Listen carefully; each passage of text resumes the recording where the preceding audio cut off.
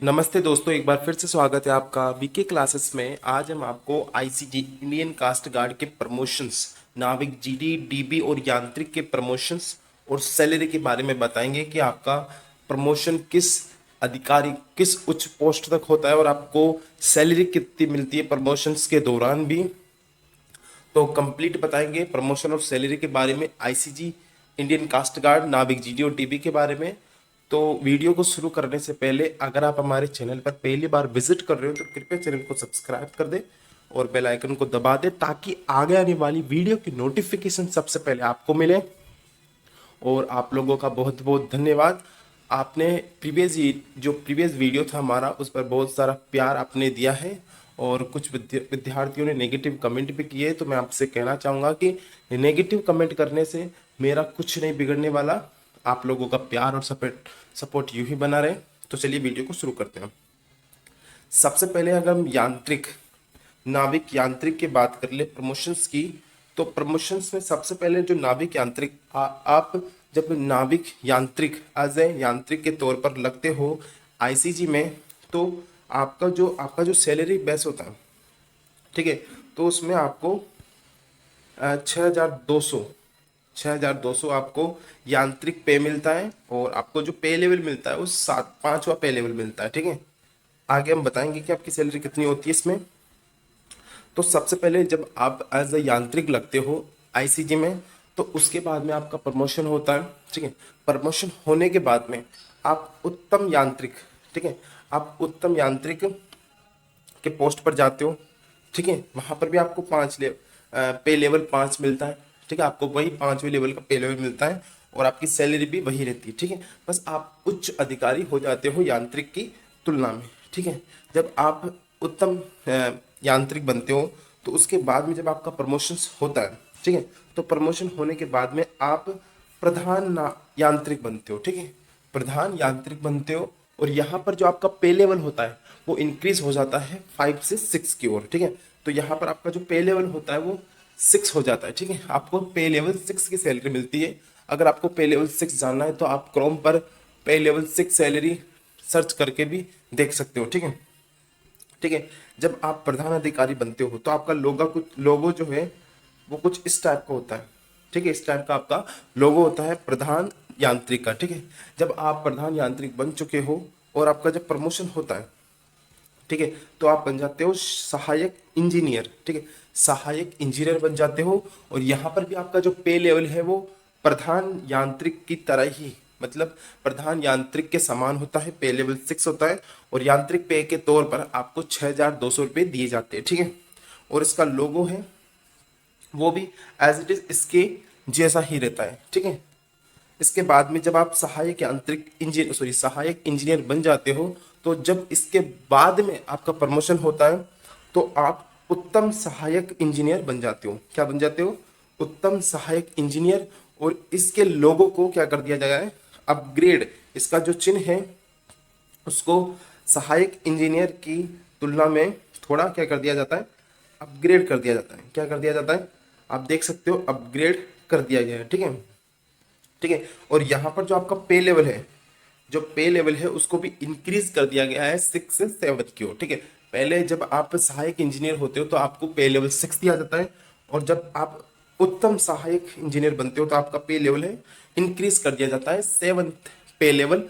और यांत्रिक पे के तौर पर आपको 6,200 रुपये एड करके दिए जाते हैं आपकी सैलरी पे। ठीक है, जब आप उत्तम सहायक इंजीनियर बन जाते हो तो उसके बाद में आपका प्रमोशन होता है प्रधान सहायक इंजीनियर। ठीक है, प्रधान सहायक इंजीनियर के तौर पर आपका क्या होता है, प्रमोशन होता है और यहाँ पर भी आपका जो पे लेवल है वो इंक्रीज कर दिया जाता है। आपका पे लेवल कर दिया जाता है 8 और आपका जो यांत्रिक पे है वो सेम रहता है, 6,200 रुपये आपको यांत्रिक पे के रूप में दिए जाते हैं। ठीक है, ये तो रहा नाविक यांत्रिक।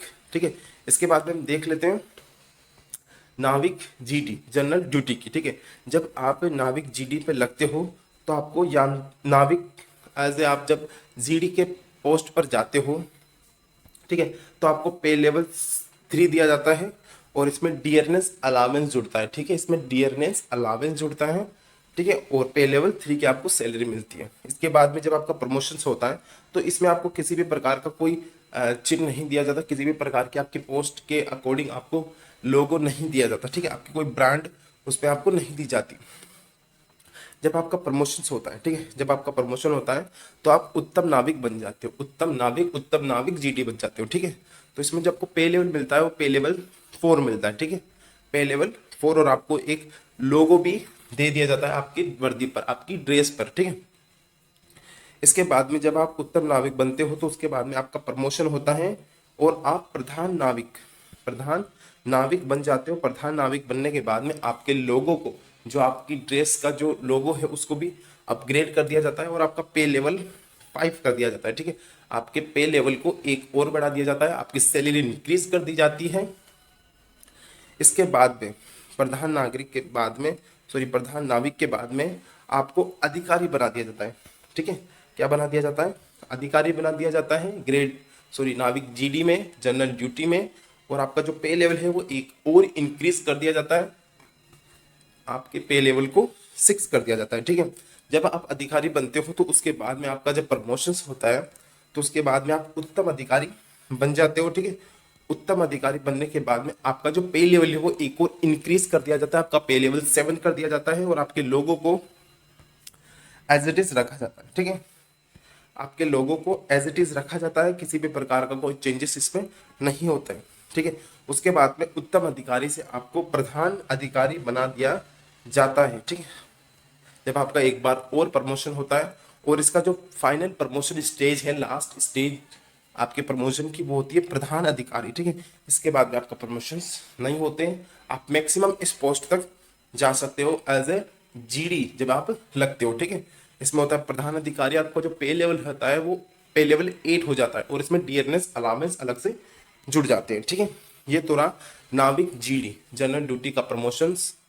और अब बात कर लेते हैं नाविक डीबी डोमेस्टिक ब्रांच, ठीक है। इसमें भी नाविक जीडी के तौर पर, नाविक जीडी के तरह इसमें भी आपको जब आप लगते हो तो आपका ड्रेस का एक लोगो आपको नहीं दिया जाता, ठीक है, आपको एक अपना बेच नहीं दिया जाता ड्रेस का। लेकिन जब आपका प्रमोशन होता है नाविक से आप उत्तम नाविक बनते हो तो आपका पे लेवल भी इंक्रीज कर दिया जाता है और आपको लोगो भी दे दिया जाता है एज ए जीडी के तौर पर, जीडी की तरह, ठीक ठीक है। तो उत्तम नागरिक के बाद में जब आप उत्तम नागरिक की पोस्ट पर लगते हो तो उसके बाद में आपका प्रमोशन होता है प्रधान अधिकारी के तौर पर, और प्रधान अधिकारी के तौर पर आपको पे लेवल 5 मिलता है और आपका लोगो भी इंक्रीज कर दिया जाता है, अपग्रेड कर दिया जाता है। इसके बाद में जब आपका प्रमोशन होता है तो आप अधिकारी की पोस्ट पर जाते हो, ठीक है। तो आप क्या बनते हो? अधिकारी बनते हो तो आपका पे लेवल भी 6 हो जाता है, आपका पे लेवल एक और इंक्रीज हो जाता है और आपके लोगों को क्या कर दिया जाता है? अपग्रेड कर दिया जाता है, ठीक है। इसके बाद में जब आप अधिकारी बनते हो तो इसके बाद एक बार और आपका प्रमोशन होता है, प्रमोशन होने के बाद में आप अधिकारी से उत्तम अधिकारी बन जाते हो। उत्तम अधिकारी बनने के बाद में आपका पे लेवल एक और इंक्रीज हो जाता है, आपका पे लेवल 7 हो जाता है, ठीक है। उत्तम अधिकारी के बाद में आपका प्रमोशन होकर आप बन जाते हो प्रधान अधिकारी, ठीक है। ये डोमेस्टिक ब्रांच डीबी की फाइनल प्रमोशन स्टेज होती है। इसके बाद में आपका प्रमोशन नहीं होता है, आपकी लास्ट प्रमोशन जो होता है वो प्रधान अधिकारी पे लेवल 8 तक होता है, जिसका पे लेवल 8 होता है, ठीक है। इसके बाद में डीबी डोमेस्टिक ब्रांच का प्रमोशन नहीं होता है, इन 6 स्टेज पर आपका प्रमोशन होता है, लास्ट 6 स्टेज पर, ठीक है। इसके बाद में अगर हम सैलरी की बात कर ले, ठीक है, तो नाविक जो जीडी है डोमेस्टिक जनरल ड्यूटी जीडी, उसको जो सैलरी मिलती है वो मिलती है पे लेवल 3 जब वो पोस्ट पर लगता है, ठीक है, ठीक है। उसको पे लेवल 3 की सैलरी मिलती है 21,700 प्लस डियरनेस अलावेंस उसको मिलते हैं, ठीक है।